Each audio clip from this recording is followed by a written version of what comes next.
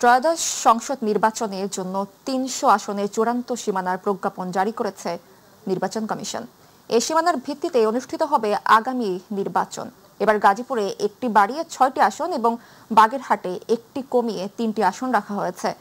বৃহস্পতিবার এ তথ্য জানান নির্বাচন কমিশন সচিব আখতার আহমেদ। নির্বাচন কমিশনের বিজ্ঞপ্তিতে বলা হয়, নির্বাচন কমিশন কর্তৃক জাতীয় সংসদের নির্বাচনী এলাকার সীমানা নির্ধারণ আইন ২০২১ এবং ধারা ৮ এর অধীন জাতীয় সংসদের পুনর্নির্ধারিত প্রজ্ঞাপন এলাকাগুলো প্রকাশিত হয়। উক্ত বিজ্ঞপ্তির অনুচ্ছেদ ৩ এর অধীন পুনর্নির্ধারিত নির্বাচনী এলাকার বিষয়ে দাবি, আপত্তি, সুপারিশ এবং মতামত আহ্বান করা হয়। এর আগে গত ৩০ জুলাই দ্বাদশ সংসদের ২৬১ আসনের সীমানা বহাল রেখে ত্রয়োদশ সংসদ নির্বাচন সামনে রেখে ৩৯টি আসনে ছোটখাটো পরিবর্তন নতুন সীমানার খসড়া প্রকাশ করা হয়। সংসদীয় এলাকার সীমানা নিয়ে দাবি, আপত্তি জানাতে ১০ আগস্ট পর্যন্ত সময় দেওয়া হয়।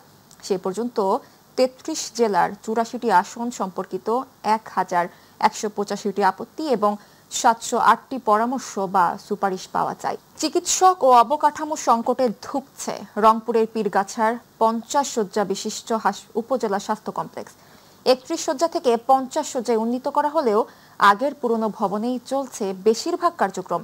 এতে চিকিৎসা নিতে আসা রোগীরা পড়ছেন বিড়ম্বনায়, মিলছে না কাঙ্ক্ষিত সেবা। তবে জনবল সংকট নিরসন করতে পারলে সমস্যার সমাধান করা সম্ভব বলে মনে করেন স্বাস্থ্য বিভাগের কর্মকর্তা। প্রতিনিধি খুরশিদ আলমের তথ্যচিত্রে আরো জানাচ্ছেন শামস তাবরিজ উচ্ছ্বাস। স্বাস্থ্যসেবা মানুষের মৌলিক অধিকার, কিন্তু রংপুরের পীরগাছা উপজেলার স্বাস্থ্য কমপ্লেক্স যেন সেই অধিকার থেকে বঞ্চিত করছে হাজারো মানুষকে। ধুকে ধুকে চলছে উপজেলা স্বাস্থ্য কমপ্লেক্সটি। ৫০ শয্যার এই হাসপাতালটিতে চিকিৎসক সংকট, সরঞ্জামের অভাব এবং ঝুঁকিপূর্ণ ভবন সব মিলিয়ে রোগীদের দুর্ভোগ চরমে। ২০ জন চিকিৎসকের পদ থাকলেও কর্মরত আছেন মাত্র কয়েকজন। এতে মিলছে না কাঙ্ক্ষিত স্বাস্থ্যসেবা। এখানে আসছিলাম সিজার করার জন্য, এখানে ডাক্তার নাই, এখন হয়রান হয়ে আমাদেরকে রংপুর যাইতে হইতেছে। এখানে কিছু পরীক্ষা নিরীক্ষা হয়তো বা কিছু হয়, কিছু হয় না। যেমন আমি এক্সরেটা বাইরে করিয়েছি, এক্সরেটা এখানেও করা দরকার। প্রতিনিয়ত হাসপাতালের আউটডোরে ৭০০ জন ও ইনডোরে ৫০ থেকে ৬০ জন রোগী চিকিৎসা নেন। তবে পর্যাপ্ত জনবল না থাকায় ভোগান্তির শিকার হন হাসপাতালে সেবা দেয়া আয়া ও নার্সরাও। আয়া পোস্টের লোক নাই, আমি একাই শুধু সরকারিভাবে। আমাদের কাজে খুব চাপ হচ্ছে। শুধু আমরা নিজের ঝুঁকি নিয়ে এবং পেশেন্টের ঝুঁকি নিয়ে মাথায় রেখে কিন্তু তারপর আমরা কাজ করতেছি। চিকিৎসকরা বলছেন, রোগীদের সঠিক চিকিৎসা সেবা প্রদানে জনবল নিয়োগ সহ সকল ধরনের সুযোগ সুবিধা দেয়া হলে কাঙ্ক্ষিত চিকিৎসা সেবা দিতে পারবেন তারা। আউটডোরের ক্ষেত্রে যেটা হচ্ছে ৬০০ থেকে ৭০০ রোগী, মেডিকেল অফিসার ৪ জন। তো সেই ক্ষেত্রে দেখা যাচ্ছে যে আমাদের একটু ম্যানেজ করতে প্রবলেমই হচ্ছে। আমাদের এইচআর সংকট, বিশেষ করে ডাক্তার সংকট এবং তৃতীয় চতুর্থ শ্রেণীর খুব সংকট, সেই সাথে আমাদের ল্যাবে একটা ডিজিটাল এক্সরে সংকট। এটা হলে আমরা আরো ভালো সেবা মানুষকে দিতে পারবো। জনবলের চাহিদা সহ আরো বেশ কিছু সমস্যা সমাধানের জন্য ঊর্ধ্বতন কর্তৃপক্ষকে জানানো হয়েছে বলে জানিয়েছে civil surgeon. Health engineering department তারা বরাদ্দ সাপেক্ষে কাজ করবে। তারা বেতন ভাতা সব পীরগাছা থেকে নেয়, কিন্তু কাজ করে রংপুর মেডিকেল কলেজ। এসব ব্যাপারে আমি আমার ঊর্ধ্বতন কর্তৃপক্ষকে চিঠি দিয়েছি। স্বাস্থ্য কমপ্লেক্সের সকল সমস্যা সমাধানে দ্রুতই প্রয়োজনীয় ব্যবস্থা নেবে কর্তৃপক্ষ, এমনটাই দাবি সেবাগ্রহীতা উপজেলাবাসীর। শামস তাবরিজ উচ্ছ্বাস, মাই টিভি নিউজ ডেস্ক। বরিশালে দীর্ঘ ৫ বছরেও চালু হয়নি একমাত্র শিশু হাসপাতালটি। ঠিকাদারি প্রতিষ্ঠান বলছে, অবকাঠামো নির্মাণ শেষ হলেও বৈদ্যুতিক সাবস্টেশন না থাকায় ও বরাদ্দের সংকটে হস্তান্তর না নেয় চালু করা যাচ্ছে না। এদিকে শেরেবাংলা মেডিকেল শিশুদের চিকিৎসায় অতিরিক্ত চাপে ব্যাহত হচ্ছে চিকিৎসা সেবা। আসাদ চৌধুরীর ক্যামেরায় পারভেজ রাশেদের রিপোর্টে বিস্তারিত। দক্ষিণের জনপদের মানুষ সব থেকে বেশি অবহেলিত স্বাস্থ্য খাতে। দীর্ঘদিনের দাবির প্রেক্ষিতে শিশু হাসপাতাল হলেও দেখেনি আলোর মুখ। নগরীর আমানতগঞ্জ এলাকায় ২০১৭ সালের শুরুর দিকে ২৪ কোটি টাকা ব্যয়ে ৪ তলা ভবনে ২০০ শয্যা বিশিষ্ট শিশু হাসপাতালটির নির্মাণ কাজ শুরু হয়। তবে অবকাঠামো নির্মাণ, রং তুলি, ফিটিংস, অ্যাপ্রোচ সড়ক, বাউন্ডারি দেয়াল শেষ হলেও পাওয়ার স্টেশন না হওয়ায় কার্যক্রম শুরু করতে পারছে না হাসপাতালটির। দীর্ঘদিন পর্যন্ত এই কাজ চলতেছে, কিন্তু কাজ হ্যান্ডওভার করার আগেই হাসপাতালের অবস্থা করুণ অবস্থা। এই শিশু হাসপাতালে কি জটিলতা আছে এটা সমাধান করে খুব দ্রুত শিশু হাসপাতালটা চালু হোক। এদিকে শেরেবাংলা মেডিকেলে শিশু চিকিৎসায় নানা সংকটের কারণে ক্ষিপ্ত ভুক্তভোগীরা। নিচের মধ্যে সারপোকা বোঝায়, সারপোকাতে কামড়াচ্ছে এই পরিমাণ আরশোলা প্রত্যেকটা জায়গাতে ঘুরে বেড়াচ্ছে। আসলে এই পরিস্থিতির মধ্যে অন্তত শিশুদের সেবা দেওয়া ঠিক না। আমরা চাই যাতে সুন্দরভাবে একটা ব্যবস্থা করা হোক আমাদের জন্য। বরাদ্দের পরেও শিশু হাসপাতালের কার্যক্রম শুরু করতে না পারায় হতাশার কথা বলেন সচেতন মহল। এটা কার্যকরী করার জন্য যা কিছু করা দরকার সরকার উদ্যোগ নেবেন, স্বাস্থ্য মন্ত্রণালয় উদ্যোগ নেবেন এবং স্থানীয় বিশেষভাবে স্বাস্থ্য প্রশাসন তারা উদ্যোগ নিয়ে এটা দ্রুত হস্তান্তর করার ব্যবস্থা নেবেন। ভবনের সব কাজ শেষ হলেও বরাদ্দ সংকটে বিদ্যুৎ সাবস্টেশন তৈরি করা সম্ভব হচ্ছে না বলে জানিয়েছে গণপূর্ত বিভাগ। ভবনটি আমরা হস্তান্তরের জন্য সম্পূর্ণ প্রস্তুত আছি, কিন্তু বিদ্যুৎ কানেকশন ছাড়া। ভবনটি ব্যবহার উপযোগী করতে হলে আপনার বিদ্যুতের ফ্যাসিলিটিসটা লাগবে, কারণ আপনার লিফট সচল রাখতে হলে এবং আপনার এসি ছাড়া আরও আদার্স যেসব ইকুইপমেন্ট এবং মেশিন, যেমন আপনার এক্সরে মেশিন আছে এবং আদার্স অন্যান্য মেশিন আছে, এগুলো চালু রাখতে হলে আপনার সাবস্টেশন এবং জেনারেটর এটা বাধ্যতামূলক। স্বাস্থ্য অধিদপ্তর এবং ঠিকাদারি প্রতিষ্ঠানের গড়িমসিতে অবকাঠামো নির্মাণ, সীমানা নির্ধারণ আর নামকরণের জটিলতায় দীর্ঘ কয়েক বছরেও চালু হয়নি বরিশালের একমাত্র শিশু হাসপাতালটি। দ্রুতই হবে এর সমাধান, এ প্রত্যাশাই সবার। ট্রাইকো কম্পোস্ট সার উৎপাদন করে আর্থিক সচ্ছলতার পাশাপাশি পরিবেশ বান্ধব নিরাপদ সবজি উৎপাদনে ভূমিকা রাখছেন লক্ষ্মীপুরের তরুণ উদ্যোক্তা মামুন। গত 1 বছরে বিক্রি করেছেন 8 টন পরিবেশ বান্ধব এই জৈব সার। তার উৎপাদিত সারের গুণগত মানের সুনাম সুখ্যাতি ছড়িয়ে পড়েছে লক্ষ্মীপুর সহ আশপাশের জেলাগুলোতেও। প্রতিদিনই দূর দূরান্ত থেকে কৃষকরা ছুটে আসছেন মামুনের তৈরি সার কিনতে। প্রতিনিধি শফিউল আজম চৌধুরী জুয়েলের রিপোর্ট, বিস্তারিত জানাচ্ছেন জুবাইর রহমান। প্রবাসী জীবন শেষ করে লক্ষ্মীপুরের মামুন গড়ে তোলে দুগ্ধজাত গরুর খামার। তবে শুধু সেটিতে বসে না থেকে ইউটিউবের মাধ্যমে ট্রাইকো কম্পোস্ট সার উৎপাদনের ভিডিও দেখে নিজেই শুরু করেন জৈব সার উৎপাদন।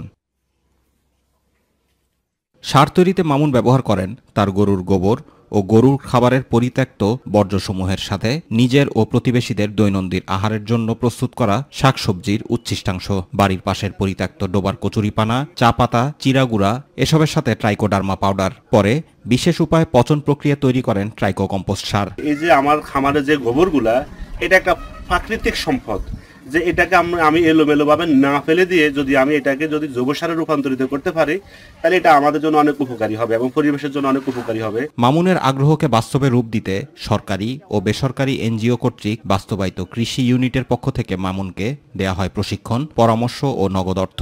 এখন এর সার উৎপাদক করে লাভবান লক্ষ্মীপুরের মামুন। আপনারা নিজেরা যারা খামার আছে তারা জৈব সার উৎপাদন করুন। তাই যে কীটনাশকগুলো ব্যবহার করি, ক্যান্সার, আলসার, বড় বড় রোগ হয়, কিন্তু এই জৈব সারগুলো ব্যবহার করার কারণে আমার মনে হয় না মানুষ বেশি রোগে আক্রান্ত হবে।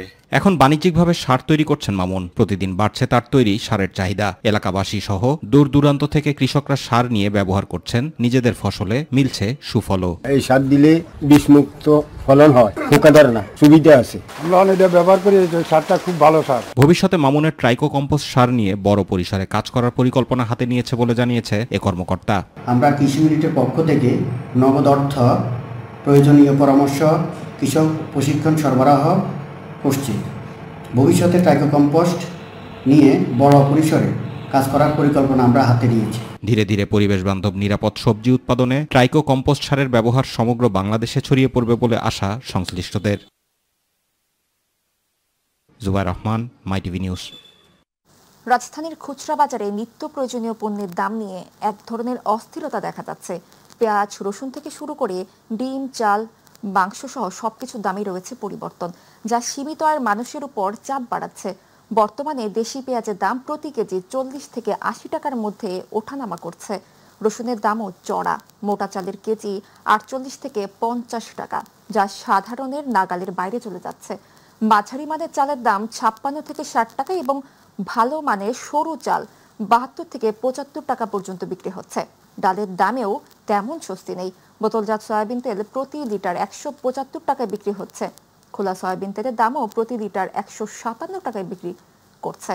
অন্যদিকে প্যাকেটজাত চিনি 120 টাকায় এবং খোলা চিনি 118 টাকা কেজি দরে বিক্রি হচ্ছে। সাধারণ মানুষের প্রোটিনের প্রধান উৎস ডিমের দামও বেড়েছে। মাংসের বাজারেও দাম ঊর্ধ্বমুখী। বিভিন্ন ধরনের মাছের দামও আগের চেয়ে বেড়েছে। স্বস্তি নেই সবজির বাজারেও। দর্শক, বাজার দর নিয়ে মোহাম্মদপুর টাউন হল বাজার থেকে যুক্ত আছেন আমাদের সহকর্মী শিমুল খান। শিমুল, বাজারের পরিস্থিতি কেমন দেখছেন আমাদের জানাবেন।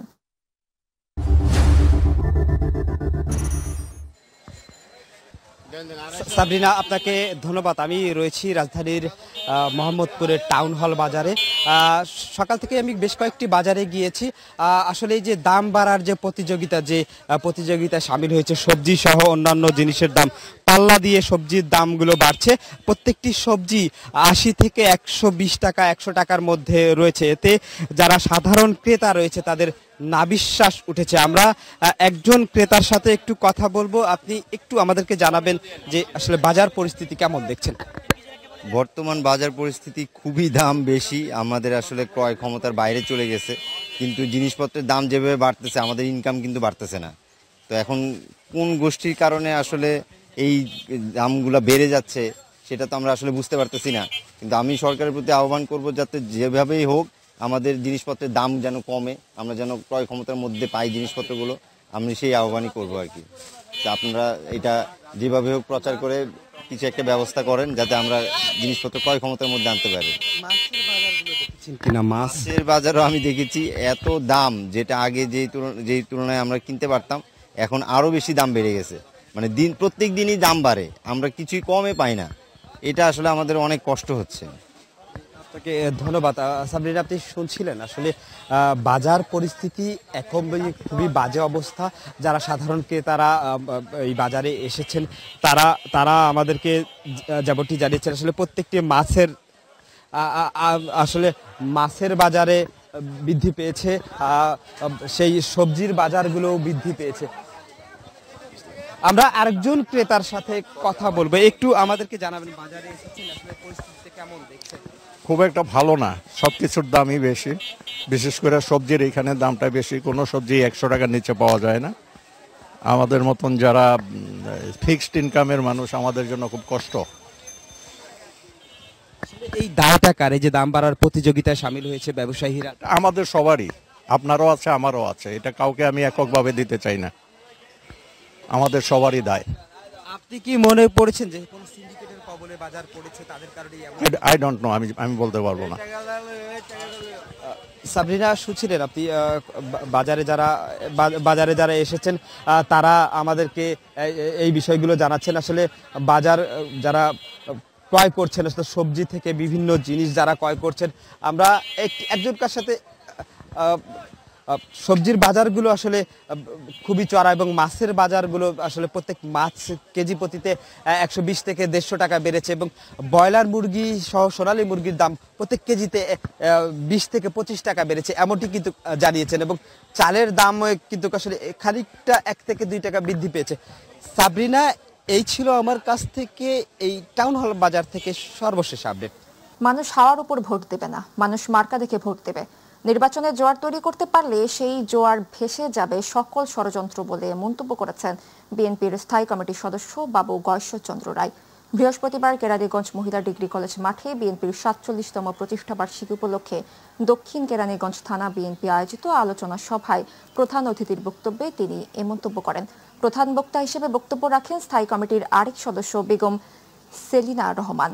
ঢাকা জেলা বিএনপির সভাপতি অ্যাডভোকেট নিপুণ রায়চৌধুরীর সভাপতিত্বে এবং সাধারণ সম্পাদক মোজাদ্দেদ আলী বাবুর সঞ্চালনায় এই আলোচনা সভায় দলের অঙ্গ ও সহযোগী সংগঠনের নেতৃবৃন্দ উপস্থিত ছিলেন। যারা বেঁচে আছেন, যারা মরে গেছেন, আপনারা সাংবাদিকরা গুগল সার্চ দিয়ে দেখেন 31 নম্বর বাসভবনের শেখ মুজিবুর পরিবারের নাম করতে গেছে কিনা? এই শেখ কামালের এই যে নানি শ্বশুর বাড়ি কিন্তু এই চুলকুটিয়া কেউ জানে?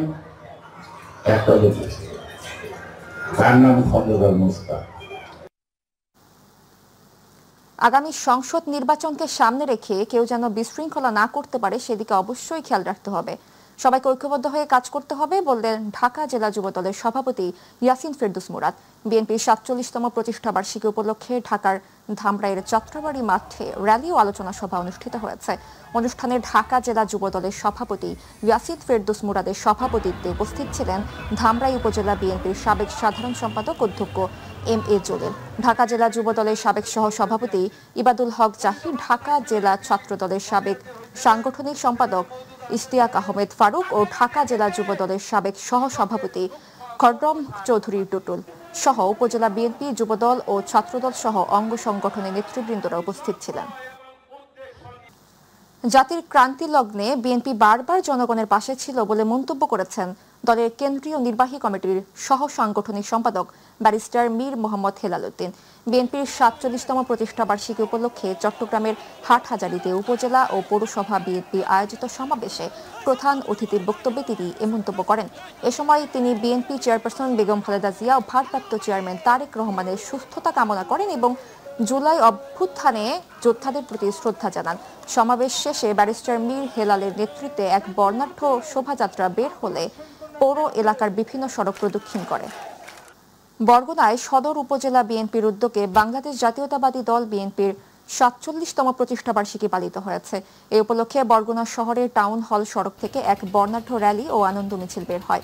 পরে সমাবেশে সদর উপজেলা বিএনপির আহ্বায়ক তালিমুল ইসলাম পলাশের সভাপতিত্বে প্রধান অতিথি হিসেবে বক্তব্য রাখেন বিএনপির জাতীয় নির্বাহী কমিটির সহ শ্রম বিষয়ক সম্পাদক ফিরোজুজ্জামান মামুন মোল্লা।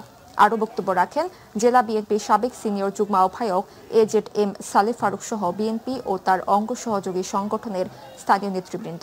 সমাবেশ সঞ্চালনায় ছিলেন সদর উপজেলা বিএনপির সদস্য সচিব আব্দুল হক হাওলাদার। জাতীয়তাবাদী দল বিএনপির ৪৭তম প্রতিষ্ঠা বার্ষিকী উপলক্ষে কেন্দ্রীয় কর্মসূচির অংশ হিসেবে কুমিল্লার চান্দিনায় বর্ণাঢ্য আনন্দ র্যালি করেছে উপজেলা ও পৌর বিএনপি।